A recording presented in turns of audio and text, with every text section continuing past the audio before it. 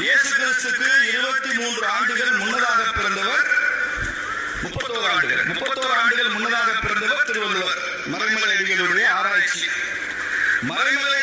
ஆராய்ச்சி இயேசுநாதரை விட திருவள்ளுவர் 31 வருஷம் முந்தையவர் என்பதை கருணாநிதி முதலமைச்சராக இருக்கும்போது ஏற்றுக்கொண்டார்.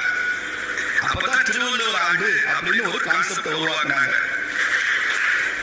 ஏன் இயேசு கிறிஸ்துவே திருவள்ளுவருக்கு அப்புறம் 31 வருஷம் கழிச்சு பிறந்தவர் என்பது உண்மையானால் செயின்ட் தாமஸை பார்த்துதான் திருக்குறள் எழுதினாரு திருவள்ளுவர் என்பது எவ்வளவு பெரிய கட்டுக்கதை. இது ஸ்டாலின் ஆமான்னு கேட்டுட்டு இருக்கிறாரு. வெக்கமா இல்ல? திமுக வெக்கமா இல்ல? திமுக காரன் சொல்லிக்கிறது வெக்கமா இல்ல? எப்படி வெக்கம் வரும் உனக்கு? உங்க முன்னோடி ஈவே ராமசாமி நாயுடு தான் சொன்னார்ல,